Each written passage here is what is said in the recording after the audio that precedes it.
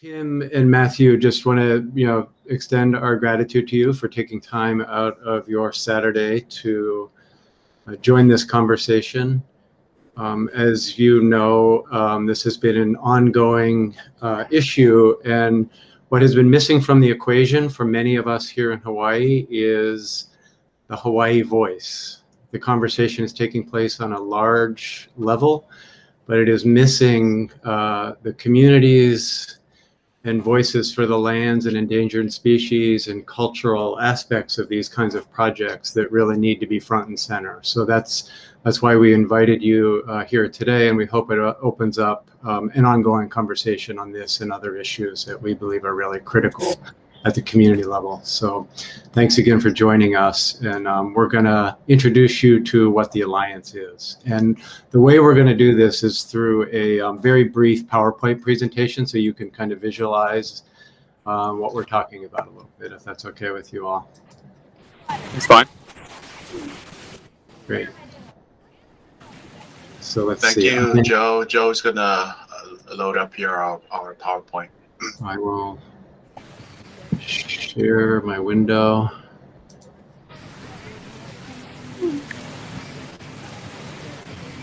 And you're now all seeing my screen? Yes, we can see it, Joe. Thank you. Okay. All right. So thank you, Tim and Matthew, for joining us today. We are the Ko'ola Waialua Alliance. We're a grassroots network of residents, community groups across Oahu's north and windward shores that believe that our health, well-being, woven together in the same cloth, that problems affecting one community in the region threatens us all. So we see this as all interconnected, and so from Ka'ena all the way to He'eia, as you can see, there are many different communities that are part of this alliance. All right, next slide. The Ko'ola Waialua Alliance were initiated by a community organizer in Kahuku, who led the struggle to protect our resident from endangered species, the impacts of the massive industrial wind turbine project. And several of us were involved in that. Several of us were arrested. As you both know, Tim and Matthew, over 200 members of our community or 200 arrests were made during this standing up for our community. And so many of us are also part of this Ko'ola Waialua Alliance. Next slide, Joe. And so, we organize because we're aware of the history of military testing, contamination in Hawaii and the Pacific without consent, sometimes even without the knowledge of the people, and because we believe that similar challenges persist. And it was one of the reasons why we have come together. And then the next slide, Joe. And before I turn over to Joe to talk a little bit about this, just to introduce myself, I'm a professor of anthropology and Pacific studies. So one of the things that I teach about my students is the history of nuclear testing in the Pacific, Marshall Islands, French Polynesia, and many other places in the Pacific. So we're well aware of the history of militarization of the Pacific. And so this is also the history that Hawaii is part of that. And I turn over some time over to Joe to continue. Thanks, Tavita. Yeah, Matthew and Tim, we really are talking about it from this perspective because we want to convey that we don't come to these kinds of decisions lightly, and we have deep respect for those who've endured the impacts of militarism over the past many decades. In fact, many of these communities are living with us here in Hawaii now, the Micronesian community that still live with the effects of these kinds of projects, in their islands, in their homes, in their communities, and it's devastating. But it's not just a distant thing for us. As you know, there is a similar history of military testing, desecration here in the Hawaiian Islands, and the struggles have been deep and ongoing, from Kaho'olawe to Makua Valley here on Oahu, to Pahakaloa on Hawaii Island and on Kauai Island, etc. We know what the potential impacts of these projects are, because they're very real. These are not theoretical concepts to us. So that's why we raise these kinds of concerns. And they're still happening to this day, obviously. In fact, one of our members, Auntie Tessie Fanoiwana, has been doing some research most recently on Red Hill, which is in the news almost every week here. Tessie, did you want to say anything about this at this point, or come back in later with a larger set of comments? I'll wait till it's my turn. Mahalo. Okay. So guys, we're really just raising this again because we have fears, right? That the kinds of things that have been happening in many different spots, across Oahu in particular, where there are military installations, the effects that we see in Red Hill and other places could actually play out right here in our own community. And that's why, as Tavita said, we started organizing a couple years ago when we heard about the potential for this kind of project, Homeland Defense Radar Hawaii. So I don't know if Linnell, who you see in the picture here, who's one of our strong community organizers and leaders here on the North Shore. Tavita or anybody, can you see if Linnell's joined the call? Linnell's joining us. So Linnell, you can go ahead and talk a little bit about this slide. Okay, where are we? Oh. Sorry, I got a little jammed up, gang. No worries, Linnell. Okay. We're just talking about the community impact. So anything you feel important to share at this point about this, site right here in your own neighborhood? Well, I think when you look at the history, we've had so many issues concerning these kinds of projects taking place on the North Shore. We're just so inundated already, and a lot of the issues do center around the environmental impact. I'm sorry, I ran over. Anyway, I really need to catch my breath. So I practiced, I rehearsed, and then I got all jammed up technically. Anyway, for one thing, I'm sorry, Joe, you need to catch me up a little bit. Did we go? That's okay. No, so really what we're talking about here, Linnell, is that, we all as a community, across, different parts of these islands we know the history of military projects and the impacts on lands, on people's lives, on communities, on culture. This slide really just represents, the fact that this project, Homeland Defense Radar Hawaii, which over and over again has been rejected by, the Pentagon, other military leaders, Admiral Hill and others, have been saying it's obsolete, it's not needed. There are other kinds of systems that the Pentagon is looking at, yet our own congressional delegation continues to advocate for funding. In fact, the newspaper that you see there, the headline that says Hirono again seeks funding for Hawaii Radar, that was yesterday's newspaper, despite the fact that we see, many different interpretations of whether or not even such a system is necessary. So I'll come back to you, Linnell, in a minute. Okay. So our group, guys, we know there are many different kind of scientific, technological, military analysis components to this. And a member of our group, Linda Williams, unfortunately couldn't be with us today. She's with the Global Network Against Weapons and Nuclear Power in Space. She and people from the Union of Concerned Scientists are experts in these areas. That's not our expertise, although we do respect the work that they do and we appreciate their analysis. Our focus is on the impacts of these kinds of projects on the lives of people at the community level. So, Tessie, is this where you might want to step in and talk about some of the impacts that we've been looking at? Sure. So Matthew and Tim, as you can see by our photo, the concerns, there are several of them, but the first concern mentioned is about radiation and its impact. The second is the toxic waste and its influences. The third is traffic. Currently, that's a really big issue in our area. We don't have the infrastructure to accommodate additional traffic. I'm going to skip number 4. I'm going to go to number 5, the facility. According to the photos, which you can see on the left side of the screen, it's going to be a really humongous structure.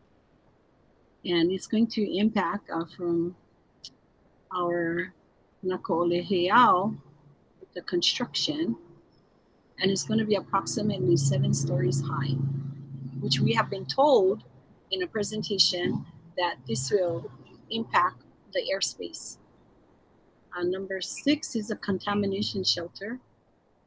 We do know that, and we have been told that there is going to be chemical fallout. So I'm going to focus on number 4, the fuel storage.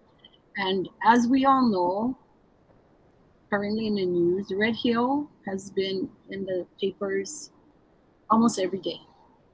And the system was built in 1940 through 1943. It's located under a volcanic mountain ridge near Honolulu. It is owned by the U.S. Navy. And in 2014, leakage of approximately 27,000 gallons of jet fuel from the tank resulted in a spike in levels of hydrocarbons in soil vapor and groundwater. The leakage was brought to the attention because of the aging of the facility. There's been numerous articles, and specifically Sierra Club states the facility sits on the South Oahu Basal Aquifer, the primary drinking water source for the islands. There's over 400,000 residents and visitors that draw their water from this area. There's at least 200,000 gallons of fuel have leaked from the Red Hill facility. And records indicate that there has been over 30 noted leakages. In May 2021, a leakage of up to 1,000 gallons was determined. The Navy claimed that the released fuel was properly collected. Nevertheless, the studies show, in the Navy's own studies, that 27.6% chance of the facility continuing to leak and impact the water system is current up till today. In September of 2019, the Navy released its preferred plan, its option and alternative, which required funding and responsibility. And it is noted that the Sierra Club believes that the responsible agencies, Navy, EPA, and Hawaii Department of Health, are not acting with enough urgency to minimize the risk. The Environmental Protection Agency determined that this aquifer is the principal source of drinking water for the island, and if it contaminated, could be a significant hazard to public health. The Red Hill facility continues to release fuel, so impacting our drinking water, and continue to pose as a threat to the people of the state of Hawaii. With this said, it is very difficult for us to trust. I'm going to use that word, trust. In history, Hawaii is known for broken trust with different entities. So I'm going to focus on that word, trust.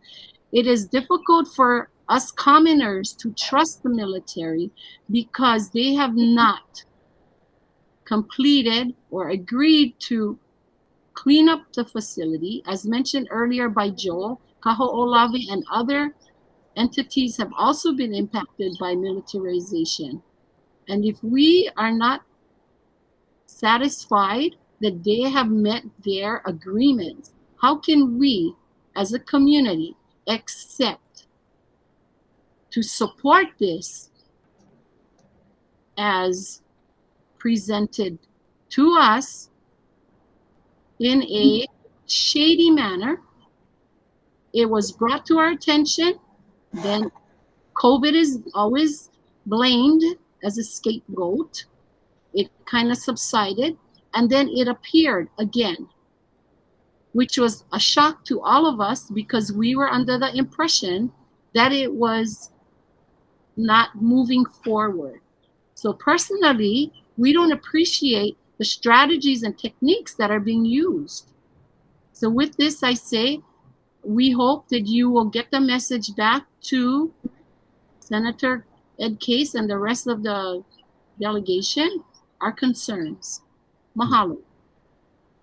Thank you, Tessie. And, as Tessie was mentioning, these are not theoretical concerns. Our communities, as you probably know, in March, experienced serious, devastating floods. Linnell, I wonder if you want to talk. You are actually in the impact zone of this. And Carrie, I mean, one of the pictures there is our floodwaters, right next to your houses, which is below the site where this facility could potentially be located. Yes, as you see in the middle top picture, that is actually below KTA. That's actually one of their entry sites to that military facility. It flows down this road like a river, as you can see. The waters were several feet high in front of our homes and rushing down from state managed land property to private and state lands.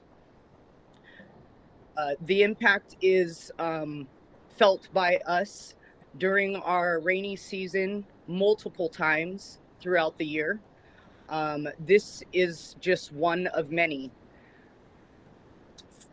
Another thing is that across the street, the impact on our very sensitive wetlands would totally become inundated. And in this March 9th flood, all of that water, all of that waste washed across Tam Highway through the wetlands and into the ocean. Now, if there are any contaminants produced by this project, it's just going to sweep the entire neighborhood and then settle. So you can just imagine the kind of impact it would have on the different households, the animals, the vegetation, the farmlands. It is just by looking at these photos, you can see how devastating it can be. So please make sure your people all understand our concerns. And we have these concerns because of projects and problems that have been associated with the military presence here over the years on this very same site. Carrie, do you want to talk a little bit about the devilweed problem on the Kahuku training area and other areas of Oahu? Yes, I would love to. And I'm going to tie in the ongoing issue with devilweed and the threat that it poses to all of the Hawaiian Islands. It is estimated that the devilweed was introduced to Hawaii approximately 10 years before its discovery 10 years ago at KTA. KTA has been ground zero for devilweed. Despite laws and mandates to protect against such invasion, they have managed to spread devilweed to almost every military station on Oahu. Ranked as highly invasive, the world's 100 most invasive species, devilweed can produce 800,000 small seeds annually that are easily spread. They release toxins into the soil, causes irritations like asthmatic symptoms and rashes, but worse, they can be fatal when consumed by livestock or humans.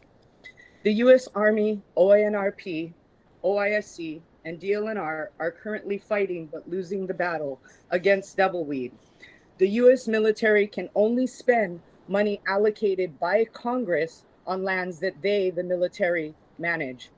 As devilweed spreads from military-managed land hotspots to private and state lands, the state, taxpayers, private citizens, and groups like OISC have had to pay an ever-increasing financial price to mitigate and manage this formidable problem. We suffer from a lack of responsibility, accountability, and transparency by the U.S. military. Eradication solutions are extremely costly, time-consuming, and some are very toxic. The proposed missile tracking radar system project is a site of 180 acres of native forest and habitat currently being inundated by devilweed.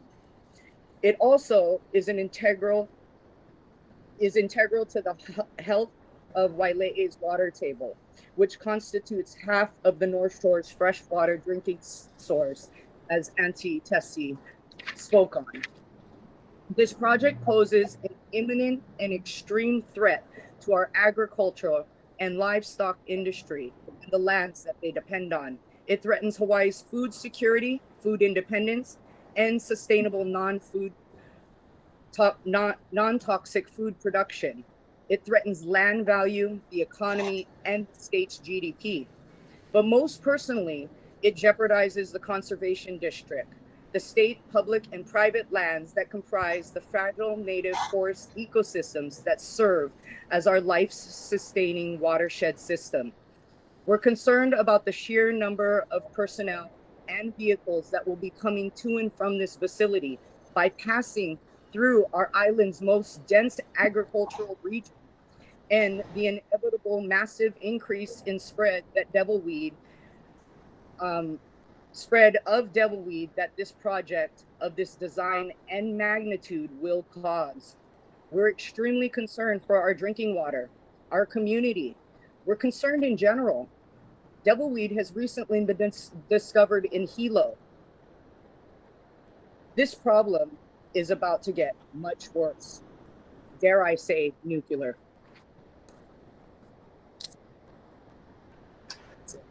Thank you, Carrie. Tavita, do you want to? Yeah, yes, sure. Not only the impact on the site of the HDRH, but also its impact on surrounding site. And as you can see here, Kalo Pond in Waiale'e, not only this is an important ecological site, but it's also an important cultural site, because in the mo'olelo of Kahuku, this is where Maui anchored Kahuku to the Ko'olau Loa coast. So we are very much concerned about this impact also. And here are all the organizations that are part of our alliance that have been rising to support us. And you can see here the list of organizations, starting from right here in Kahuku Community Organization, Lahui Foundation. We have the, Waiale'e, Malama Waiale'e Ohana, and many others that are listed here. So this is really to point out that this is a growing movement. And Tavita, do you want to continue on this? Yes, one of the root principles of what we're doing is our community, is rooted in environmental justice. We see this as an environmental justice issue, based on the definitions that the Environmental Protections Agency has given, and fair treatment, meaningful involvement, regardless of race, color, national origin, and so forth, in any project that has to do with development, implementation, and so forth. So we're fighting this as an issue of environmental justice.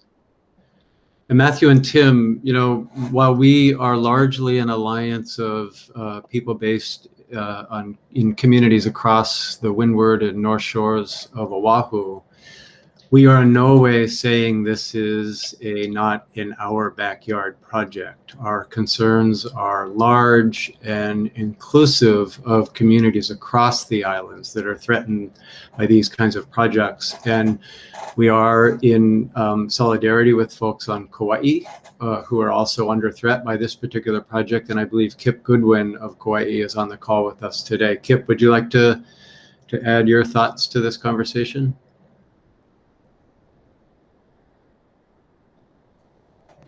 Yes, I would. Thank you, Mr. Case's staff members, and thank you, MDA, for inviting me. I'm speaking here for Citizens for a Balanced Military Presence here on Kauai. We're a clearinghouse for the many individuals and organizations who have already spoken out in opposition to this radar complex. project, and I have a short prepared statement. Let me get set up here. The selection of the site at the southern tip of PMRF, a few hundred yards from the beach and at near zero elevation, should itself be a disqualifier for locating the radar here. Mitigating the threat of tsunami and hurricane by placing the complex on top of a 1 million cubic yard, 27-acre platform in an admission of the unsuitability and is an admission and may not be possible because Kauai may not have the resources or infrastructure to build this platform. The Missile Defense Agency proposes that 200 to 500 workers, many with their families, will descend on Kauai for 5 or 6 years, and Missile Defense Agency takes no responsibility for housing them. Quote, it is assumed they will rent or lease in the community. Kauai doesn't have enough houses for the families who live here now. We will have more children sleeping in cars and tents than trying to concentrate and learn in school, making it harder for them to grow into productive citizens later on. Can Representative Case find out for us what the electricity need is for the radar? There are concerning reasons to believe they're considerable. Kauai ratepayers pay some of the highest rates to support their utilities' efforts to achieve renewable generation, today at about 45%. More solar farms with battery storage are coming online. A pumped storage hydro facility is in the permitting process. Ratepayers want a smaller carbon footprint to benefit succeeding generations and a payoff of lower rates in the future. And all of that is in jeopardy of this radar forces the burning of oil at the Port Allen plant, taking us a big step backward in addressing the climate crisis. Potential losses of business, jobs, interruption of emergency services, electromagnetic exposure, real or perceived, deterioration of Kamuali'i highway bridges and roadway, potential release of toxics into the land and ocean. We need Representative Case to be fully aware of the hardships this wasteful and dangerous radar complex would bring to Kauai. And finally, can Representative Case tell us exactly how the $75 million appropriation that he achieved is intended to be spent? Thank you. Thanks, Kit. Tim, we are coming to the conclusion of our presentation, but what we really want to leave you with is the message, and we have a couple asks at the end, but the message that when projects of major significance and impact to communities here in Hawaii are taking place, we at a minimum expect our elected representatives to consult with us, to listen to us, to advocate for us, the constituents, particularly in the communities that are potentially the most affected. We have triggered a couple things here that we're going to ask for your specific help on. One of them is Section 106 of the National Historic Preservation Act, which, as you know, relates to consultation, in this case, with Native Hawaiian communities in terms of what the impacts might be with such a project. Tessie or Tavita, do you want to bring any updates on this issue at this point? No updates on my end. Okay. I just want to add that, this is, involved with our Hawaiian Civic Club within our area that are spearheading this and supported by our alliance. So that's the Waialua Hawaiian Civic Club and others. Great. So we'll come back to that. And I think almost finally, Linnell is working with a group of folks here in the North Shore region on a FOIA request, and we're going to ask for your specific help on obtaining some of the information that should be available to these communities. Linnell, is there anything you want to mention about the FOIA request at this point, or? I think the emphasis again is that environmental justice, the impact, I mean, just even on the infrastructure to begin such a massive project. So in this FOIA request, we are asking for any information, any findings from 2018. And if your office, if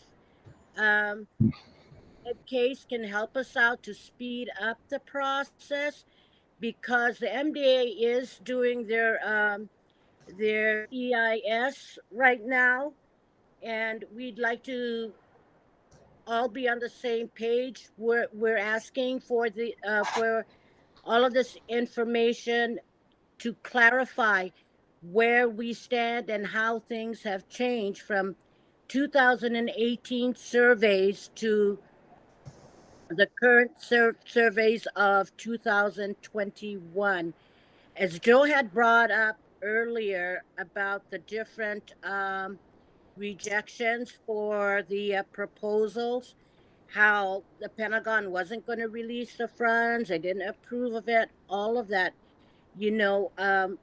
with the help of lawyers out here on the North Shore, we will continue to pursue the FOIA so that we all can gain a better understanding of what in heck had gone on. And this way, the whole process will be more transparent to everyone. And especially with the community members who's really wondering, where are we with all of this? So if you can take all this back to Mr. Case, and hopefully in this way, your group can help to expedite matters, we would greatly appreciate it. Thank you. Thanks, Linnell. And then Linnell really brought us home to the conclusion of this, brief presentation of ours, which is really to say, we as a community believe that our elected representatives and all of our public servants really need to be committed to and prioritize community concerns and needs. And we realize these are very challenging economic times, obviously, particularly during this pandemic. And funding for projects is key for community survival here. But our efforts are really aimed at looking at life in the islands from a perspective of what does justice mean in these communities? What is equity? What does sustainability mean in Hawaii now? And really focus on funding and support for residents' concerns and needs. Going forward, really hope, that Representative Case's office will continue, this kind of communication and increase consultation with us, when budgets and other things are being discussed on important concerns. We hope that the point of view is, nothing about communities in Hawaii without us. We should be informed, and there should be informed consent about projects and policies going forward that affect us. And related to some of the questions that have come up from Kip and Tavita and Auntie Tessie and Linnell and Carrie, what we're really counting on is this open communication with you, that you'll help us in procuring information that's necessary for us to understand what is happening in our communities through the FOIA request, the Historic Preservation Act, the National Environmental Policy Act, et cetera, et cetera. So we really, I think at this point, just want to conclude and open this up. I know we've taken up a lot of your time. Mahalo for listening to us. We hope this is the beginning of a good dialogue.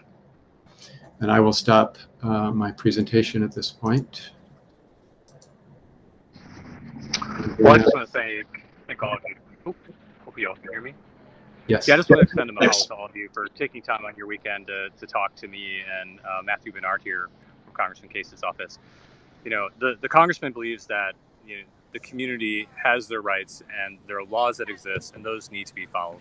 So whether you submit a FOIA act or the DOD needs to follow the environmental protection laws and they do an environmental impact statement and they need to check the indigenous people issues for us Native Hawaiians, those laws need to be followed. And even if the congressman might disagree on certain issues with you, he's never wavered in his beliefs that the rules are the rules and everyone needs to play by the rules and no one gets a pass on that. So I'm more than willing to take your presentation, share it with the congressman, take your ask back. And on some of these things, I think they're reasonable. If you put forward a FOIA request, the department needs to respond to that FOIA request unless they have some reason not to. For example, claiming that into the environmental impact statement is. You're breaking up, Tim. We can't hear you.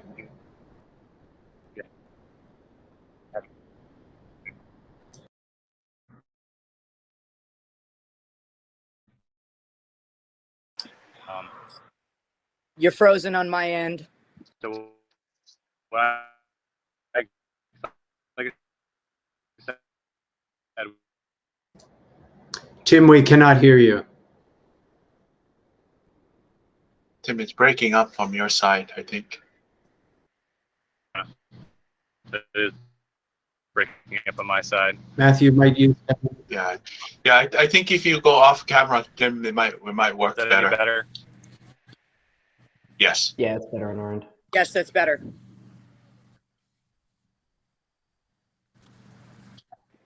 Maybe not.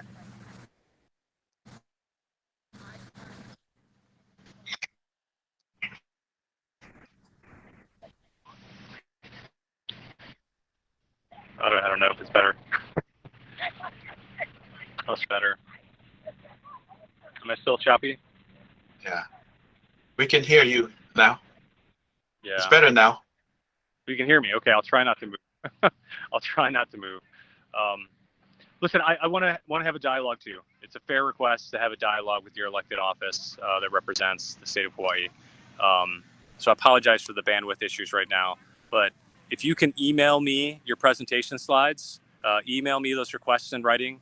I'd like to see if we can work with you on them and try to see if we can get some resolution and get the military to answer your questions.